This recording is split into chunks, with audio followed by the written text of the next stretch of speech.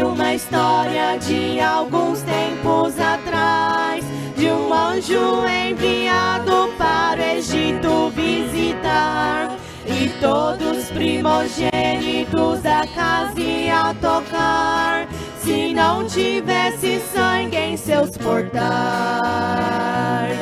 E eis que à meia-noite o anjo do Senhor passou, e todo primogênito da casa ele tocou.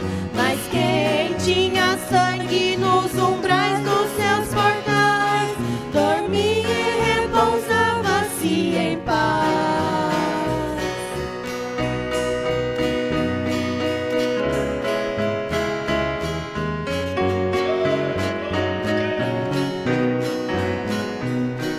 O anjo do Egito aos primogênitos feriu, porque não tinha sangue em seus umbrais. O anjo viu a esparja hoje em seus portais, o sangue carmesim, como no Egito proferiu.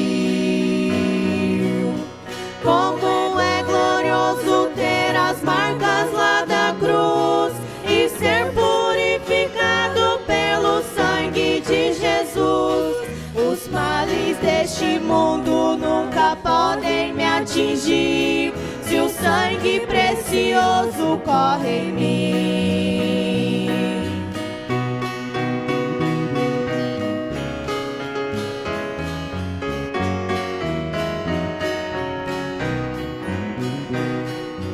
Hoje nessa casa nós estamos reunidos, não é o mesmo anjo que irá passar aqui, é o anjo do concerto que irá em ti tocar, se é que existe sangue em seus portais.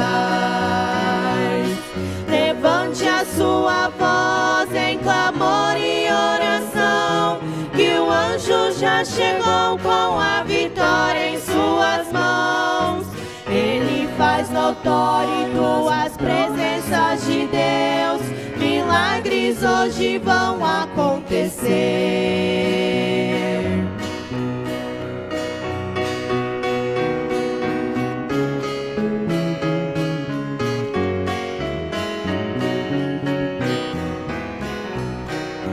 Sintam o anjo do Senhor passando aí, eu sinto ele agora se aproximando de mim.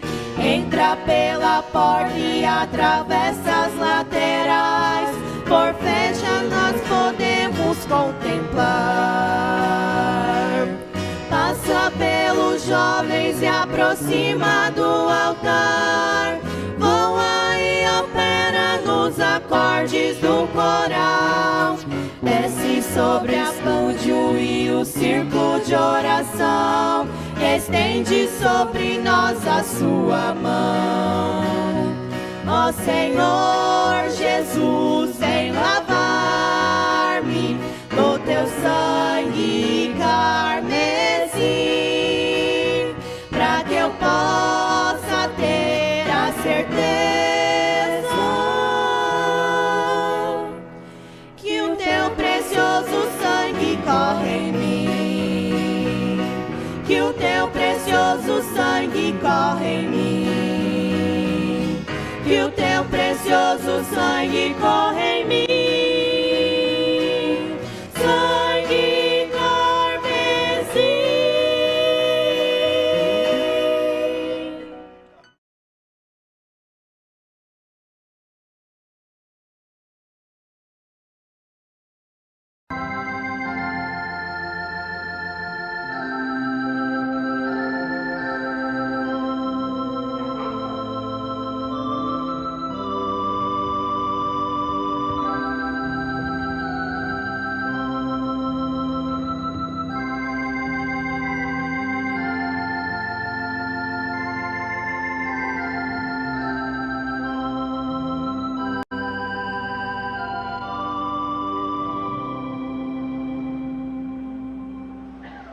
Boa noite com Jesus. Amém? Pois bem, domingo próximo já estaremos no horário normal, não? Acaba esse horário de doido.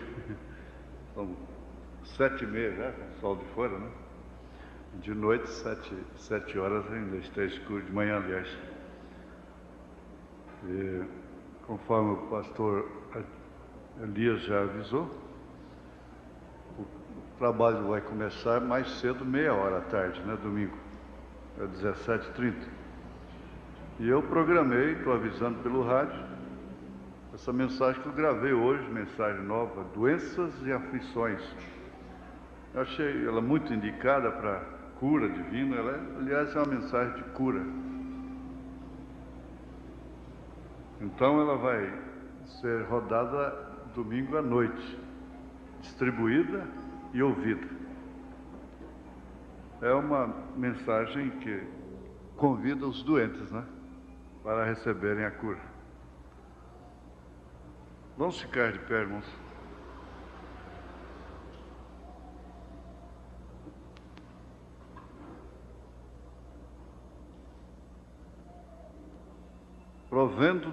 Versículo 40 somente isso aí. Provendo Deus alguma coisa melhor a nosso respeito, para que eles sem nós não fossem aperfeiçoados.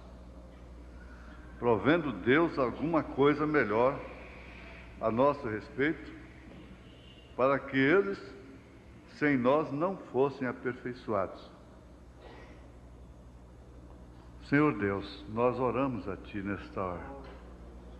Em nome de Jesus Cristo, que o Senhor venha, em primeiro lugar, nos perdoar os pecados. Eles são muitos, são milhares,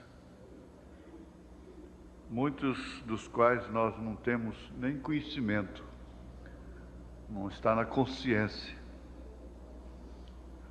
porque o Senhor é muito perfeito e tudo que é incompatível com a perfeição do Senhor é pecado, é inconveniente. Graças a Deus que temos Jesus Cristo na representação por nós, porque é o Senhor próprio nesse ofício da intercessão, da representação, de advogado, e assim nossas almas serem vistas pelo Senhor limpas, mais alvas do que a neve. Nós queremos nos conscientizar cada dia mais disso e assim sermos melhores cristãos, mais confiados em Ti. Nós te pedimos que isso aconteça na vida de cada um de nós, particularmente. Te suplicamos pelo Teu amor e pela Tua misericórdia, em nome de Jesus Cristo. Amém. Amém. Assentar-vos. Agora, os hinos foram ensaiados com a irmã Andréia ou com a irmã? Eu não sei como ficou aí. Vai ter o hino? Hã?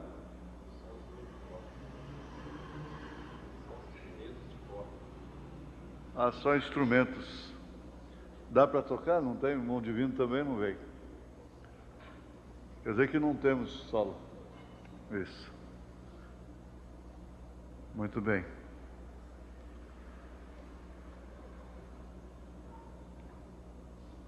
Nós vamos continuar aquele assunto muito importante da voz, incluindo o ministério da noiva de Nosso Senhor Jesus Cristo. Agora, eu gostaria que todos nós tivéssemos a nossa atenção despertada para isso. Mesmo se falarmos pouquinho, mas que seja bem objetivo e bem aproveitado por cada um. Primeiro, preste bem atenção. O ministério da noiva, eu quero adiantar esse assunto, depois nós voltamos a falar sobre o ministério da noiva é somente em relação àquilo que lhe compete. Agora, isso é uma coisa que precisa ser, de fato, conscientizado, e cada um tenha consciência disto, para não se meter naquilo que não lhe compete. Por quê? Fazendo assim, a pessoa está sujeita a morrer. Como Uzá morreu ao tocar na arca, quando a arca ia caindo. Às vezes até tentar salvar alguém significa morte. A pessoa não tem aptidão para aquilo, não tem comissão para aquilo, não tem nenhuma, às vezes, condição nem direção para aquilo. Se lança na água porque o outro está afogando, vai morrer também. Não tenha dúvida que morre também. Pode ser seu filho, sua filha, pode ser sobrinha, pode ser neta, pode ser quem for. Morre todo mundo. Eu me lembro de um acidente aqui no Rio Claro, que foi uma tragédia tremenda. A criança caiu na água e é questão de apavoramento apenas da mãe. Só isso, mais nada. Salta em cima para salvar. Resultado, foram 6 pessoas, inclusive avô e tudo embora. Se não fizesse isso, tinha grande possibilidade da própria criança que caiu ser salva pelas outras pessoas que tinham condição e não morrer ninguém. Por fim, morreram 6. Não sei se vocês se lembram disso. Uma tragédia tremenda. Tudo por precipitação, loucura. Naquela hora a pessoa perde a cabeça e fala o que não devia falar e faz o que não devia fazer e depois morrem 6 pessoas. Isso é lamentável, isso é triste.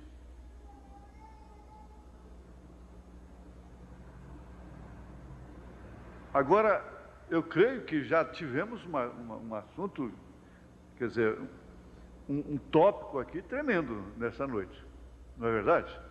De se notar. Ele é tremendo. E temos exemplos na Bíblia. Temos exemplos. É o caso daquele homem bomba, chamado assim, o homem bomba.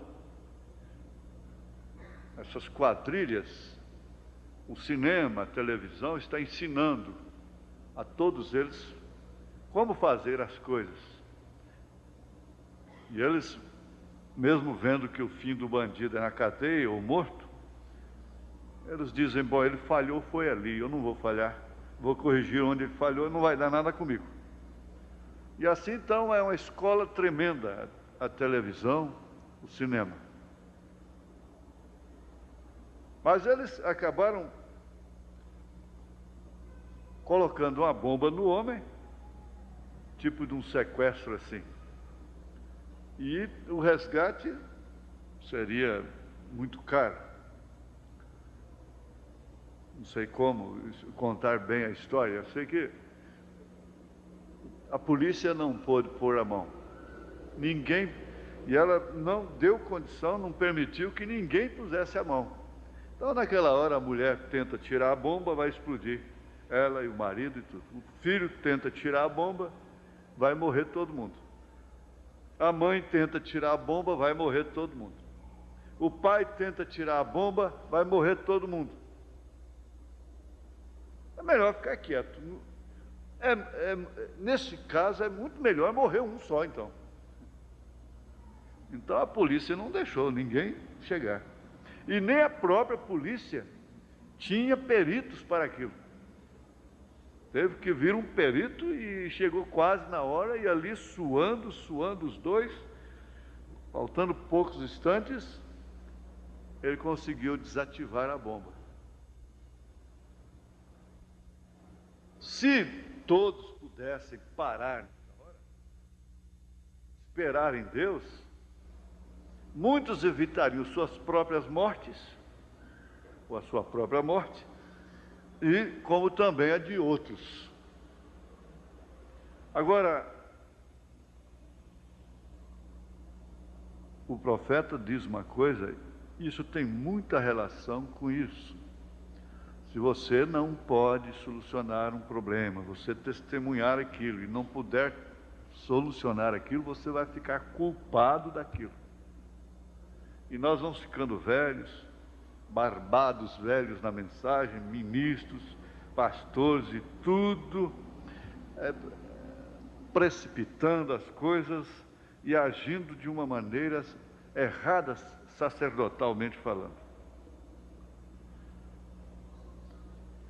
É preciso ver realmente onde está essa função, essa missão, essa incumbência, que lhe compete fazer aquilo que é posto do seu dever. Aí tudo bem, vamos ver aqui uma pergunta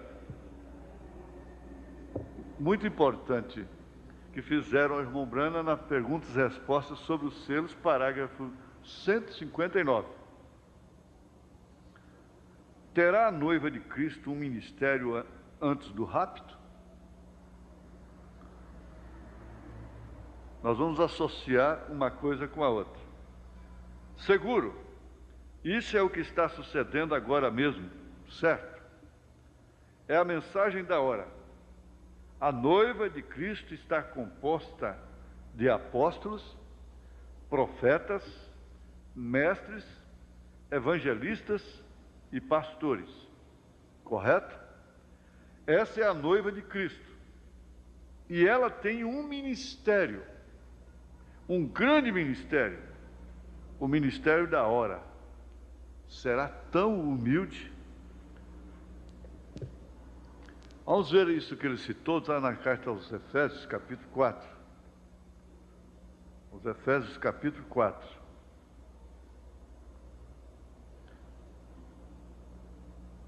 Verso 11. E ele mesmo deu uns para apóstolos, e outros para profetas, e outros para evangelistas, e outros para pastores e doutores, querendo assim o quê? O aperfeiçoamento dos santos para a obra do ministério, para a edificação do corpo de Cristo, até que todos cheguemos à unidade da fé e ao conhecimento do Filho de Deus, a varão perfeito, à medida da estatura completa de Cristo, para que não sejamos mais meninos inconstantes, levados em roda por todo o vento de doutrina, pelo engano dos homens que com astúcia enganam fraudulosamente. Antes, seguindo a verdade em caridade, cresçamos em tudo naquele que é a cabeça, Cristo, do qual todo o corpo, bem ajustado e ligado pelo auxílio de todas as juntas, segundo a justa operação de cada parte, faz o aumento do corpo para a sua edificação em amor. Agora você quer saber de que forma que a igreja, e através de que a igreja teve um ministério e passou por esse mar de sangue, por esses séculos todinho. Não foi com grandes dons na frente dela, foi com essas cartas. Estas cartas simples, lidas na igreja, debaixo de árvores, cavernas, sem órgão, sem guitarra, sem gravata, sem paletó, sem sermão, sem vídeo, sem rádio, sem literatura. Foi assim que ela transpôs todos estes séculos. Por que que agora ela precisa de tantas coisas? É uma diversão espiritual? É um divertimento? Porque senão a mocidade vai embora?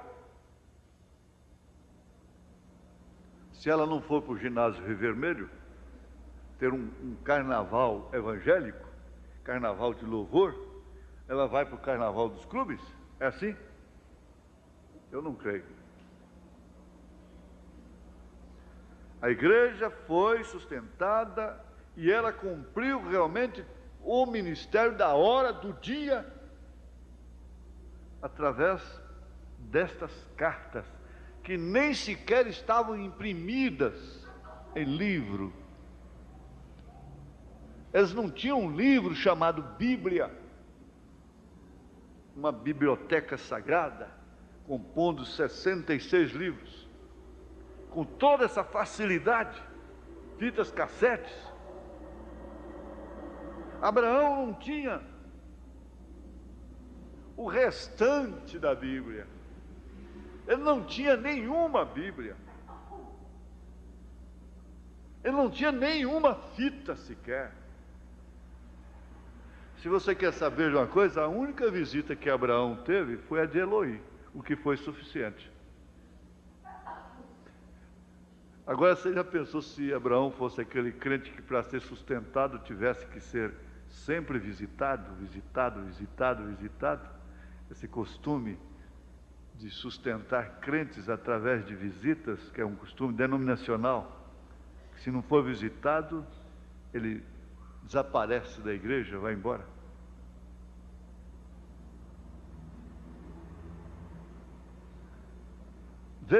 Veja como que é voltar. Agora, isso nos desafia. O profeta disse: pois bem, eu podia ir embora para casa a pé, mas Deus me deu um automóvel. Eu posso até ter um avião. Deus pode me dar um avião, né? E se eu posso ir para São Paulo de avião, de ônibus, por que eu vou de carroça? Por que eu vou de bicicleta? Eu vou arranjar um camelo, montar nele? Não. Então, tudo tem o seu lugar. O profeta, com tudo isso, ele diz: se Deus está no seu coração, você não suporta ficar em casa. Você virá para a igreja. Não tenha dúvida. Agora, foi o segundo tópico. Ela cumpriu todo o seu ministério nas eras passadas, sem se escandalizar com quem quer que seja, com quem quer que fosse, porque isso veio lá do deserto, veio lá do princípio, Hebreus 11, galeria dos heróis da fé. Os que morreram foram os que escandalizaram, começando escandalizando-se em Moisés. Não foi nos falsos, não, nos hipócritas. Escandalizando com Moisés. Foi a primeira pedra que apareceu no deserto para eles. Foi o próprio Moisés. E começou exatamente com casamento e divórcio. Exatamente. Mas o certo é que aqueles que não foram predestinados para tropeçarem, não tropeçaram. Eles chegaram e entraram na terra. Isso quer dizer, eles passaram por tudo aquilo. Por quê? Eles faziam parte daquele ministério. Eles estavam naquele ministério. Eles nasceram nele. Eles não eram espectadores, beneficiários apenas dele. Eles sofriam todas as consequências que sobrevinham àquele ministério. Não somente seus benefícios, porque isso é muito bom. Como o profeta disse, enquanto eles estavam comendo, multiplicando pães, curando enfermos, vendo maravilhas assim, Jesus não dava conta da multidão. Mas parece que ele disse: bom, agora chegou a hora, eu quero ver quem que tem ministério comigo mesmo. Eu vou dar uma coisa aqui e eu não vou explicar aquilo nunca. Quem não comer da minha carne, não beber do meu sangue, não tem parte comigo. Foi a mesma coisa de estourar uma boiada. E o profeta disse: até hoje ele não explicou aquilo. Caiu quem tivesse de cair, os 70 foram embora. Eles não deixaram de crer em Jesus, aquilo que era bom nele, só o bom. Não, eu já experimentei, eu expulsei o demônio saiu, já experimentei, já orei por cego, ele enxergou, já orei por aleijado, ele andou. Então, eu vou continuar usando o nome dele aqui, só não vou mais congregar com ele, porque eu não posso aceitar aquela loucura. Assim diz o profeta, né? Isso porque eles não tinham ministério com ele. Ficaram 12 apenas, e Jesus disse: vocês também não querem ir? E mesmo entre os 12 tinha um, que era um diabo ainda, porque não vão todos de uma vez. Aí foi quando Pedro disse: para quem iremos nós? Agora, Pedro tinha ministério no corpo de Jesus Cristo.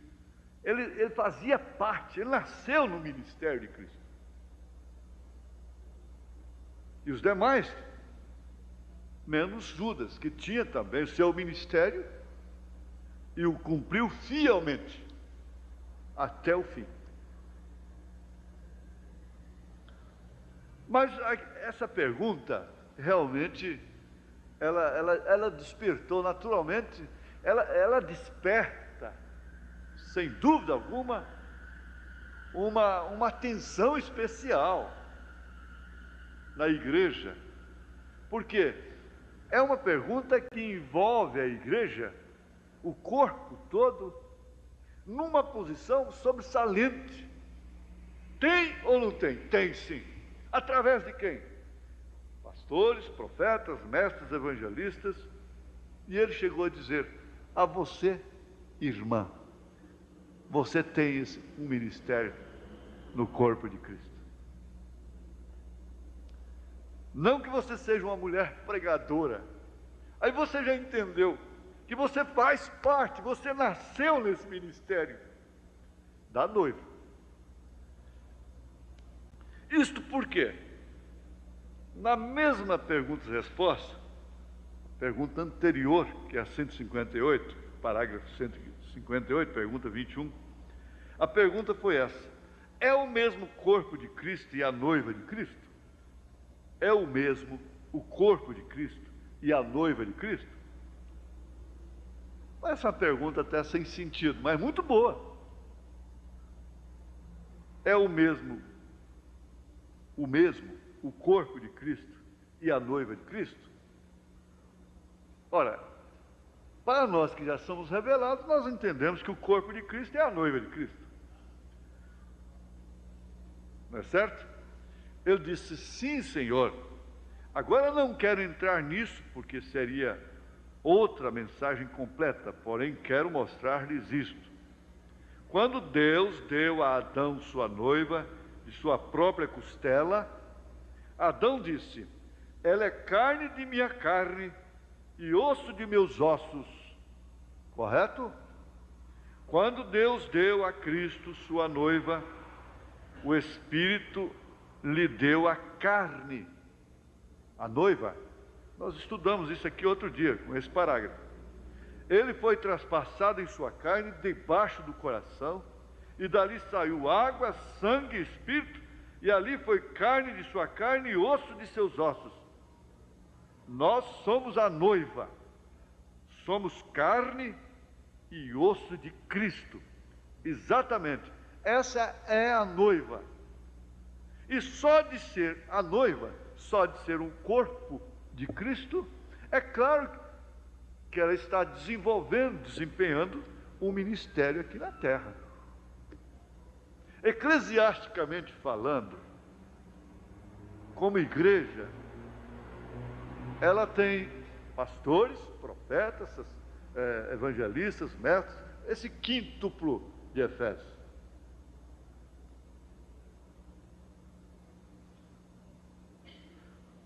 Aqui na carta aos Romanos, é os Romanos mesmo,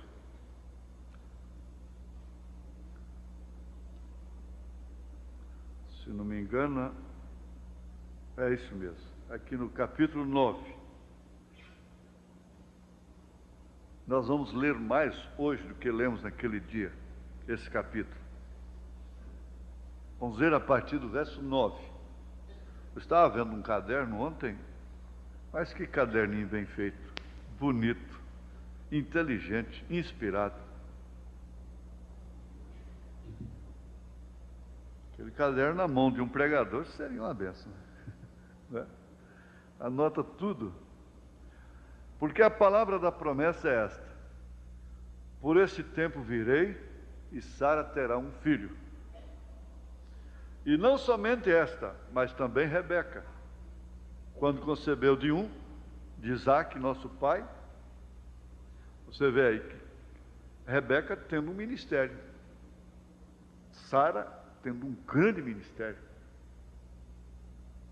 É bonito? É certo? É verdade? Esclarece?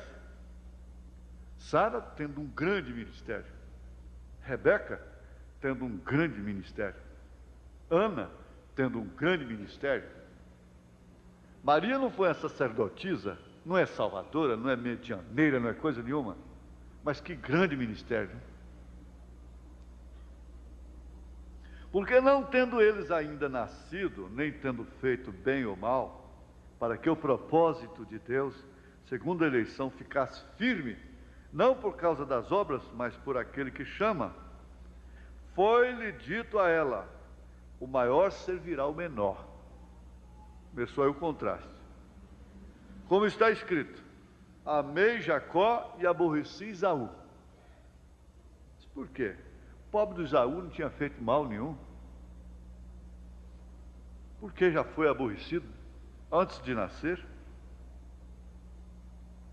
Que diremos, pois? Que há injustiça da parte de Deus? De maneira nenhuma. Pois diz a Moisés: compadecer-me-ei de quem me compadecer, e terei misericórdia de quem eu tiver misericórdia. Assim, pois, isto não depende do que quer, nem do que corre, mas de Deus, que se compadece. Depende exclusivamente dele. Porque diz a Escritura a Faraó: para isto mesmo te levantei, para em ti mostrar o meu poder, e para que o meu nome seja anunciado em toda a terra. Logo, pois, compadece-se de quem quer e endurece a quem quer. Seu coração está duro? Se Deus endureceu ele, ninguém vai amolecer. Às vezes, nós expomos o nosso coração a uma dureza, e não tem mais quem amoleça aquilo. Você pode ouvir o que quiser ouvir, pode chorar, como Esaú buscou arrependimento, com lágrimas e não conseguiu. E por isso, o Espírito escreve aos Hebreus: se hoje ouvirdes a sua voz, não endureçais os vossos corações, como fizeram lá no deserto. Fizeram lá com Moisés. O que fizeram com Moisés, não façam vocês.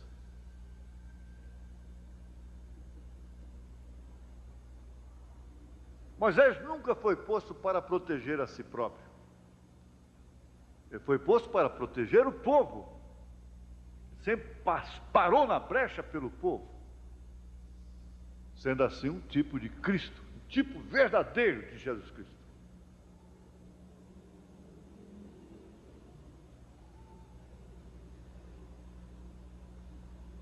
Pois compadece de quem quer e endurece a quem quer. É uma grande vitória, é um grande privilégio você se encontrar na mensagem. Mas às vezes você corre mais risco do que quem se encontra lá no mundo. Quem se encontra lá na sarjeta, caído, bêbado.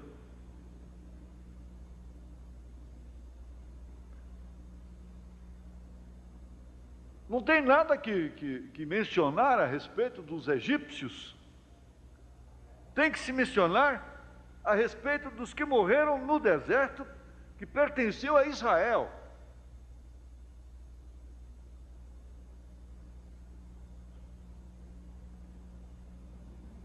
Isso é certo, isso é verdade. Dir-me-ás então, por que se queixa ele ainda, porquanto quem resiste à sua vontade? Ele é soberano. Aqui está o exemplo claro de sua soberania. Compadece-se de quem quer e endurece a quem quer. Você quer ter o coração duro? Então tenha esse coração duro. Você quer ter um coração mole, acessível, sensível para com as coisas de Deus? Então tenha esse coração sensível, mole.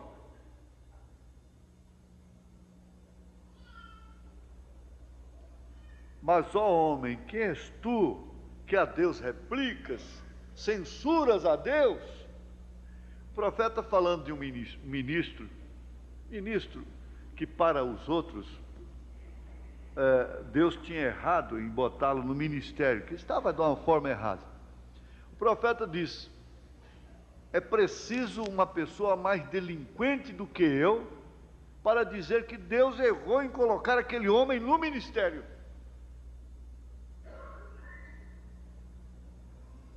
Em outras palavras, ele estava dizendo, ele nunca estaria ali se não fosse, pelo menos, pela permissão de Deus.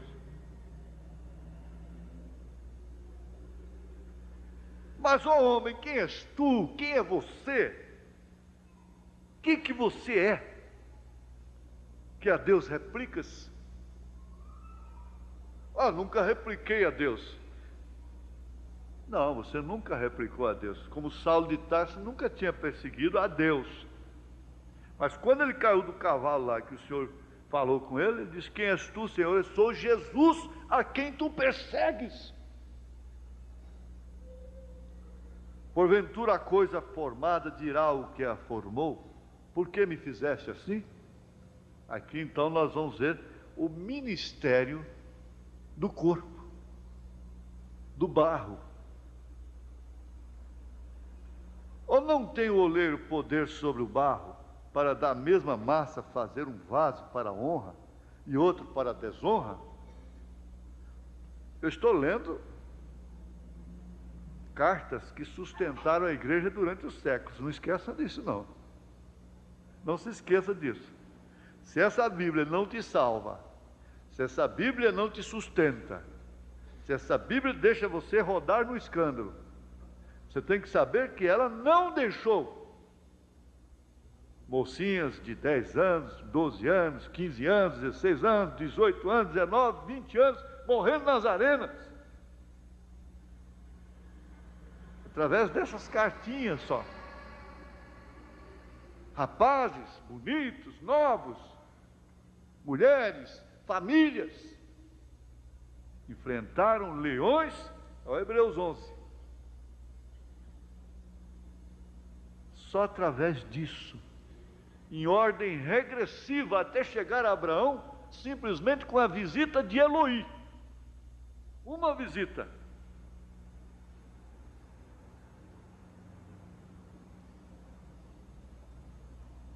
Se uma semente de abacate ou de manga cai em qualquer terra, se ela germinar, ela vai crescer mangueira e ela vai dar manga. Seja no cerrado, seja na cultura, seja onde for. Se ela crescer e produzir, ela vai produzir manga. Não tem nada que possa mudar aquilo. Ou não tem oleiro poder sobre o barro, para da mesma massa fazer um vaso para a honra e outro para a desonra? O mesmo barro que ele fez a Paulo, ele fez Judas. Do mesmo barro que ele fez Judas, ele fez Pedro.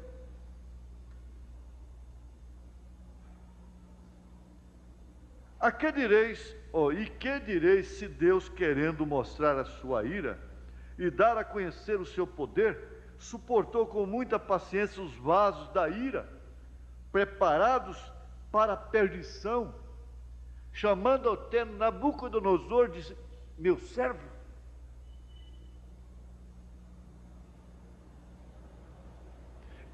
O comunismo chegou a ser um instrumento nas mãos de Deus para punir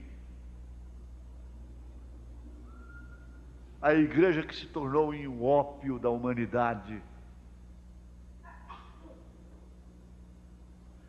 Para que também desse a conhecer as riquezas da sua glória nos vasos de misericórdia.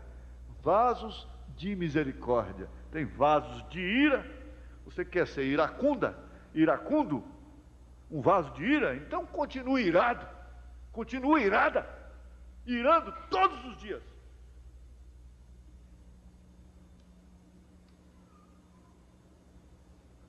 A todos os momentos.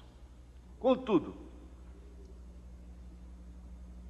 mas eu estou nervoso, estou cansado. Ira. Se tornem vasos da ira, mas da sua glória nos vasos de misericórdia, que para a glória já dantes preparou. Isto quer dizer, desde antes da fundação do mundo, foram predestinados, ordenados. Esse bolo de barro aqui vai ser um Judas, esse bolo de barro aqui vai ser um Pedro.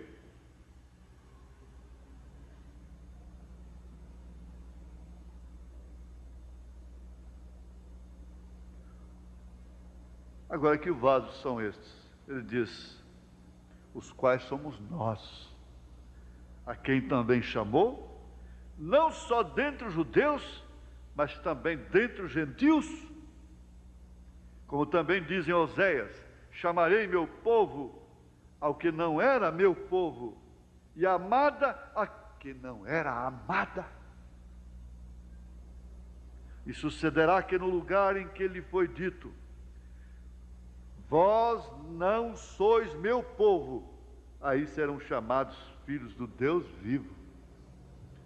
Também Isaías clamava acerca de Israel, ainda que o número dos filhos de Israel seja como a areia do mar, o remanescente é que será salvo. Porque o Senhor executará a sua palavra sobre a terra, completando-a e abreviando-a.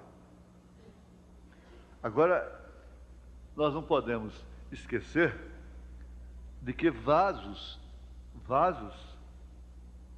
exercem funções dentro de casa. Nessa mensagem que eu gravei hoje, doenças e aflições, que nós vamos ter domingo próximo, caso tivermos que trocar pela visita dos pastores que estão vindo aí, nós trocaremos, deixaremos para o outro domingo.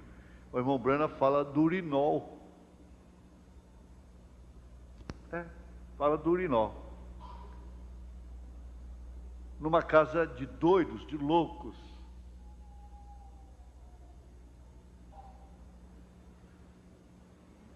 Mas tudo são vasos, são instrumentos que viabilizam a vida doméstica, a vida humana.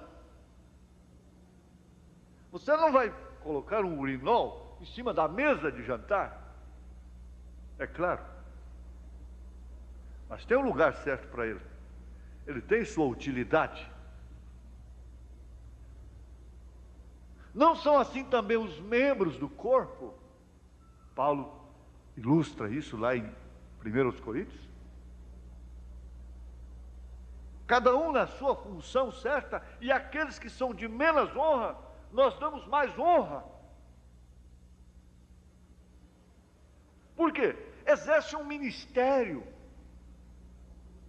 que aperfeiçoa o corpo. Há membros dos quais nós nos envergonhamos em expô-los.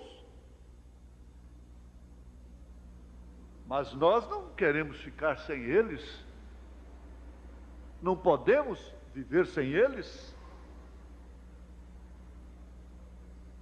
Sem eles nós não seríamos perfeitos. Será que não dá para entender isto? que sem determinadas pessoas na igreja, a igreja nunca seria perfeita?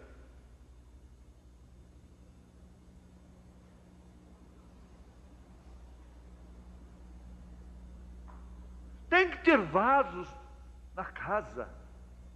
Agora, você não vai colocar só panela de prata, panela de ouro no fogão. Você não vai colocar panela de prata, de ouro no fogão. E você não vai colocar jarras de enfeite, de ornamento, numa sala debaixo da cama. Cada coisa no seu lugar certo.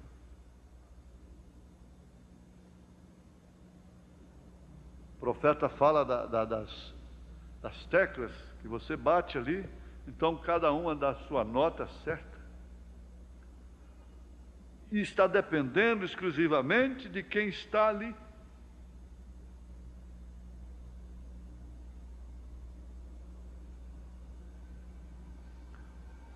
O corpo tem uma função, um ministério, em conjunto com os seus membros.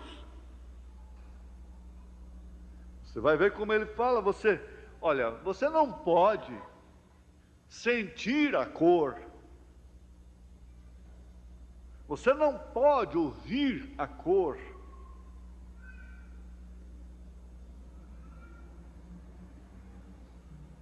Ele acabou de orar por uma pessoa cega, e aquela pessoa enxergou na hora, e a mulher dele, que havia gritado tanto por misericórdia, disse: mas você está enxergando? Ele disse: estou sim, aquele carro ali é vermelho. Aí ela danou a gritar: aquele carro ali é vermelho. De fato o carro era vermelho. Ela danou a gritar,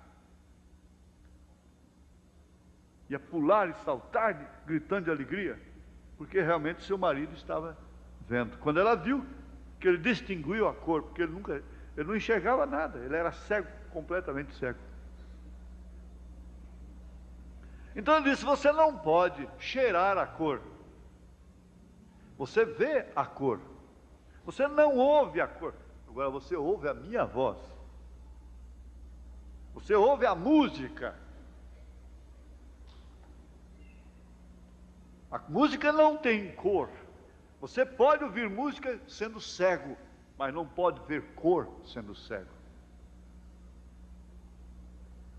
Você pode ver cor, mas não escutar música, porque escuta-se através do ouvido. Porque estas coisas é que fazem a perfeição do corpo. E se você fosse do corpo, o que você queria ser? Eu queria ser os olhos. Outros já dizem: eu queria ser o nariz. Outros dizem: eu queria ser as orelhas. E assim por diante. Porque tem gosto para tudo. Mas isso não caiu no lugar aí por preferência, por escolha. Você nasceu dessa maneira. Cada pessoa no seu lugar certo, cada membro no seu lugar certo. É isso que faz a perfeição do corpo. E se minha mão está deficiente, nem por isso ela deixa de ser do corpo. Eu lhe dedico mais atenção. Eu vou fazer uma terapia. Ele diz: eu saía de orar pelos enfermos e metia a minha mão na água morna, água quente por meia hora, porque ficava dormente. Uns 30 minutos ali para voltar à circulação normal. Então a sua mão estava em função.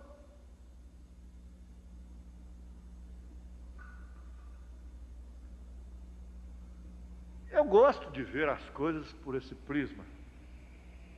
A mensagem que tivemos quarta-feira, aqui pelo pastor Wagner, inclusive depois continuou no programa do rádio. Não sei se o senhor prestou atenção. São fitas antigas. São fitas antigas. Isso aqui é todo dia esse rádio vindicando essas coisas. Mas de fato, como você pode ver o quadro? E eu perguntei naquela noite mesmo, depois, num atendimento muito sério, Eu perguntei: como você se vê a si mesma nesse quadro? Vamos partir daí. Se nós não podemos nos ver, agora o publicano pecador viu-se a si mesmo de uma forma real, no lugar que ele realmente estava. E essa foi a sua salvação. Raabe, Maria, o ladrão crucificado que foi salvo. Ele viu a si mesmo, ele teve visão de sua condição real, autêntica. Ele não procurou, não ficou se inocentando, porque isso não resolve, meu irmão. Nós ficamos nos inocentando. Eu estou aqui para estudar uma carta domingo de manhã, que agora sempre tem essas chuvas, não é? Então, ressentimentos entre moças e rapazes, vice-versa. Mas é assim, nunca ela erra. É só ele que é o culpado. Ela não errou de jeito nenhum. Nunca ele erra, só ela que é a culpada. Mas quando nós procurarmos analisar, a ver-nos a nós mesmos naquele quadro, qual é a nossa condição naquele quadro, então Deus poderá entrar em cena. Virá uma perfeição. É claro, relativo. Mas eu teria que concluir. Mas isso é tão bom, não é? É tão bom que a gente vai conversando e o relógio não para. Quando eu olho lá já são 8h15, aí eu já tenho que começar a aterrissar, não é? Mas aqui, vejamos isso aqui. A mesma carne, os mesmos ossos formando, então, é claro, o mesmo corpo. Mas isso não quer dizer que todos têm que fazer e serem a mesma coisa. Para mim, essas virtudes estão na igreja. Gente, se eu encontrar isso aqui, uma pessoa com fé, virtude, conhecimento, temperança, paciência, piedade, amor fraternal, essa pessoa vai me deixar muito sedento, muito decepcionado. Eu vou ficar muito pequeno, vou ficar reprovado, porque você chega perto de uma pessoa que tem fé, você já fica envergonhada. Agora, se você chega perto de uma pessoa que tem fé, virtude, conhecimento, temperança, paciência, piedade, amor fraternal, amor, Senhor, eu quero um marido assim. Porque ele vai ter que ter temperança comigo, virtude comigo, paciência comigo, piedade comigo, não é? É o egoísmo que escraviza.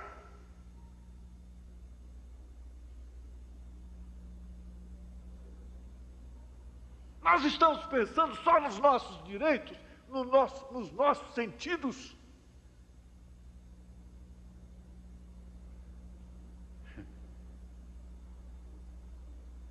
É isso que está acontecendo. É isso que tira a igreja da sua verdadeira posição, da sua felicidade, do seu gozo com Cristo. Porque um dos segredos dos 7 trovões, o principal, que tem cumprimento nessa dimensão, é o regozijo nas aflições.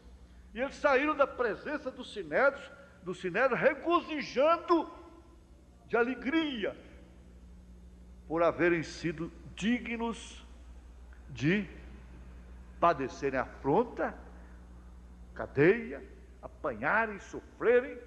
A igreja hoje está. Eu disse uma vez para uma irmã de outro estado que deixou o marido por razões, e humanamente ela tinha razão mesmo. Eu disse: a senhora está como um santo no andor, a senhora tem que ser carregada. Mas cuidado que uma hora a senhora vai cair desse andor. A senhora vai cair do seu andor. A senhora trata de consertar a sua situação, volta para sua casa, porque eu tenho Bíblia e tenho mensagem para declarar o seu marido livre e casá-lo com outra. E ela entendeu e ela voltou depressa. Mas estava assim como uma imagem carregada no andor. Vira aquele dodói. Aquele dodói. Não, a igreja está cheia de direitos humanos, direitos sociais. Você vê que desgraça que fizeram com as pobres das mulheres. Dá pena. Vocês são as mulheres mais felizes do mundo, gente. Que Deus teve compaixão de vocês. Vocês têm que entender isso e agradecer a Deus por isso e suportar tudo. A arena é dentro de casa, a arena é na igreja hoje, porque não tem lá fora o que seria. Os outros todos enfrentam as mesmas circunstâncias, todos dois estão crucificados. Os dois ladrões significa isso.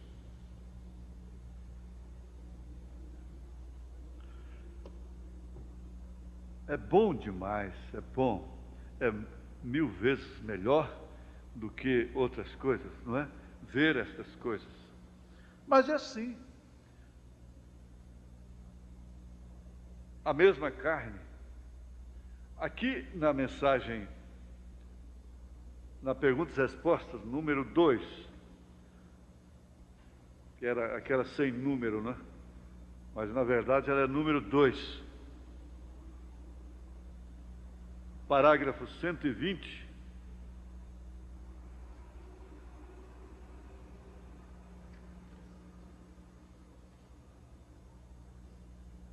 Ele diz: agora essa pedra não encaixará aí embaixo nesse fundamento do fundo. Tampouco encaixará no segundo fundamento ou no terceiro fundamento. Unicamente encaixará no fundamento de cima, quando todo o edifício houver sido enquadrado a pedra. Ele está falando da estatura do varão perfeito e, logicamente, está falando da pedra de coroa. E Jesus não pode vir até que a igreja,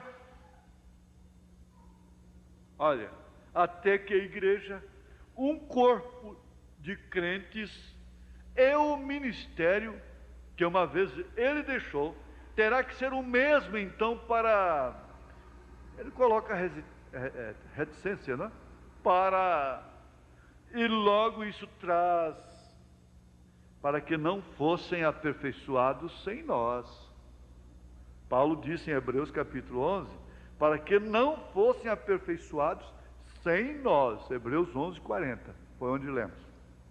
Eles têm que ter esse ministério para ressuscitar os luteranos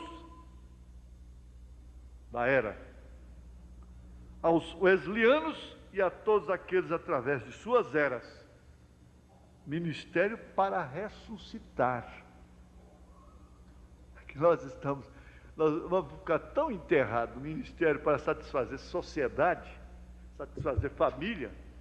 É por isso que Abraão teve que sair de sua parentela. Obrigado. Porque chega a hora do ministério não ser mais para estar salvando pecador, não. Pecador que não se salva mais. Gente que está brincando com a graça, emburrando, crentes emburrados. Chega a hora do ministério ser para ressuscitar. Para a palavra falada, para a terceira puxada se completar, para completar então os verdadeiros mistérios que estão dentro dos 7 trovões, que culminará com a hora e a aparição do Senhor, que ninguém sabe.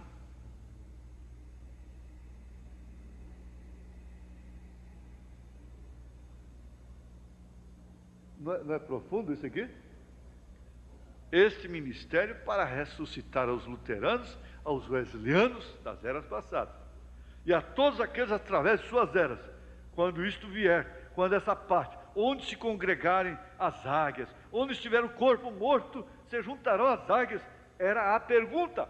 É justo, perfeito, perfeitamente perfeito.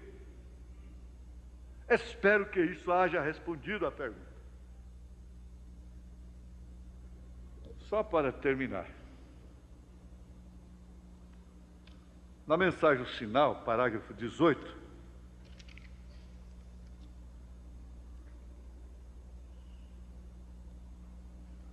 ele diz: que hora tão maravilhosa que estamos vivendo agora.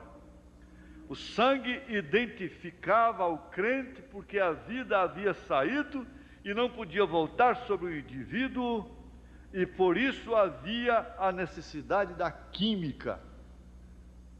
Tinha que ter uma espécie de pintura de sangue, uma química para mostrar que a vida havia saído. Porém agora o Espírito mesmo é o sinal. O Espírito Santo mesmo é o sinal, não é o sangue, a química. Já não é o sangue. O sangue foi derramado no Calvário, isso é certo, porém o sangue regressou aos elementos dos quais havia sido formado, do alimento que ele havia tomado. Eu estou lendo o parágrafo todo, mas vamos concluir só no final do parágrafo. Nunca é demais falar nesse sangue. Porém, vejam bem, dentro da célula de sangue havia uma vida que dava ânimo à célula. A célula desenvolve um ministério. E ela não pode ficar isolada. Sendo uma química, não tinha vida própria e por isso não podia mover-se. Porém, quando a vida entrou na química do sangue, então se formou a célula, se formou sua própria célula, e logo células após células, e logo foi um homem, e aquele homem era Deus, Emanuel, da carne. Porém, quando aquela vida voltou à química, se voltou aos elementos, porém o sinal é o Espírito Santo sobre a igreja, e assim eles vêm a Cristo, e assim tem que ser, porque uma mulher e seu marido chegam a ser um, são um só.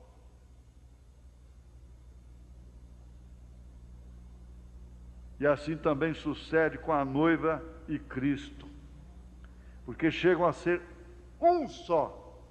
O ministério da noiva e o ministério de Cristo são o mesmo. Eu não vou ler o restante, deixemos as outras referências, mas voltemos ao cabeçalho da mensagem. O ministério é somente em relação àquilo que lhe compete. Portanto, vê se lhe compete estar metida naquele assunto. Na vida da irmã, na vida do irmão, vê se é função sua. Porque ao metermos em lugar que não nos compete, logicamente nós vamos fazer falta no lugar que nos compete. É exatamente para cumprimento da abominação e assolação estar no lugar indevido. Isto quer dizer, no lugar em que não deve estar. É aquela mesquita que nós já vimos, e Deus dando oportunidade, vamos ter aquilo de uma maneira mais precisa. No lugar em que não deve estar, representando ali a mulher fora do seu lugar, a mulher fora do seu lugar. Vocês vão ver nessa mensagem doenças e aflições, como coisa mínima de não fechar os olhos apenas num culto, de não fechar, não inclinar a cabeça. Ele disse: os espíritos saem daqueles epiléticos e outras doenças e entram em você, que fica irreverente naquela hora. mínimas coisas para nós. O que tem isso? Eu estou reverente, eu estou... Mas ele pediu para inclinar as cabeças. Agora, a igreja está numa linha, você está noutra.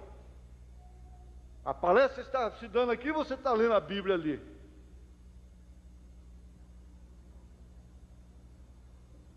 Na hora da comunhão, você não tem que estar lendo a Bíblia, quando estamos tomando a comunhão. Você tem que estar em linha do que está acontecendo.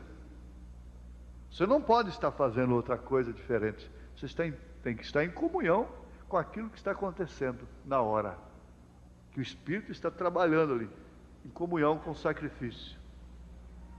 Agora, e quando se xinga os outros dentro de um culto, e fazem cenas e gestos de competição, onde vai parar isso?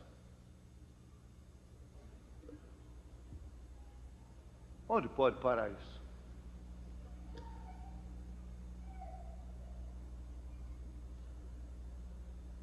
Pastor Elias.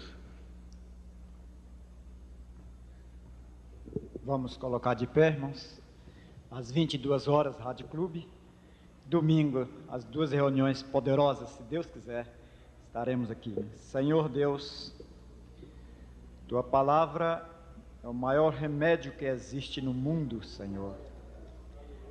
É o alimento mais forte que existe na terra. Nem só de pão vive o homem, mas de toda palavra que sai da boca de Deus. Temos recebido esta palavra, Senhor, e ao tocar nesta palavra, o impossível acontece. Senhor, por isso nós pedimos humildemente, com fé, pois temos recebido ela com gozo e regozijo nos nossos corações. Por isso, cremos no resultado dela na nossa vida. Que o Senhor possa abençoar, Senhor, cada um, trazendo, ó Deus, o resultado da Tua palavra. Confirme a Tua palavra com prodígios e maravilhas, Senhor, que sempre segue ela, Senhor, curando os enfermos, trazendo a bênção para cada um, que recorre ao Senhor, nesta hora como ajudador. No nome de Jesus Cristo nós pedimos e Te agradecemos, porque cremos na Tua misericórdia, no nome de Jesus Cristo. Amém, Senhor, amém. Cumprimente um outro, volte para casa com gozo na alma, por termos ouvido a palavra de Deus. Deus abençoe os irmãos, no nome de Jesus Cristo.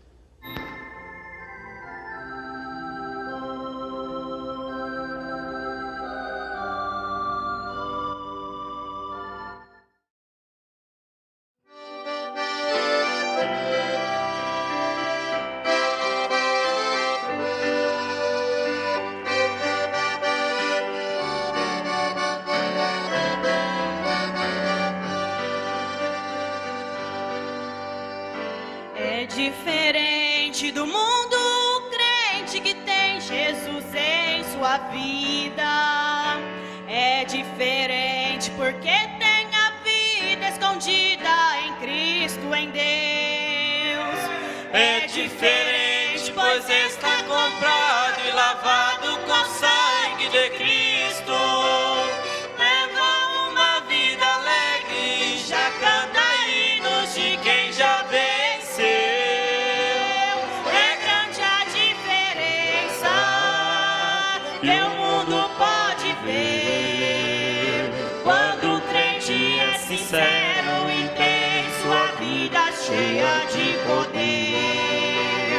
Quando o crente é verdadeiro e tem negócio com Deus, O mundo vê sua vida, então reconhece o servo de Deus.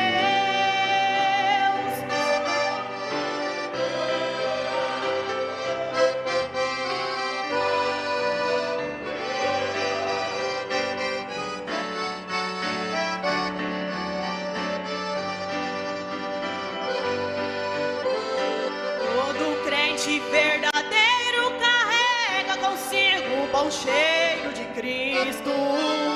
É uma tocha queimando, ardendo em chamas por onde passar.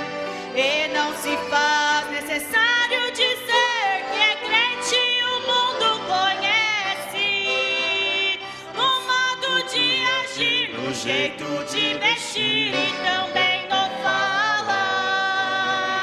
É grande a diferença que o mundo pode ver quando o crente é sincero e tem sua vida cheia de poder.